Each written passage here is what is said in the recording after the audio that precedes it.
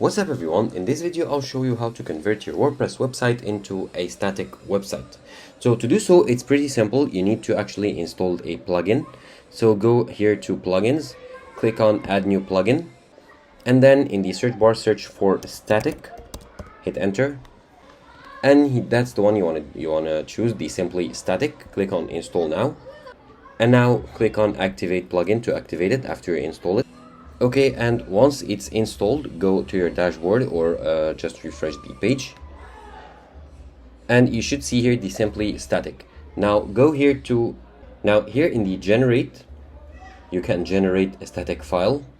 Okay, now here in the generate, you can generate a static file or download log. So click on generate static files.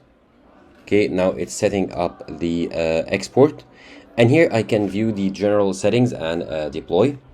And in the settings here, if I go to settings, you can set up or view all the settings related to the static website. And once you've created or generated all the files necessary for a static setup, you can go ahead and download these files as a zip or import them directly to another server if you want to, or if you've downloaded them as a zip file or all the files in a zip folder, you can go ahead and unzip it and then upload the files here into another server manually.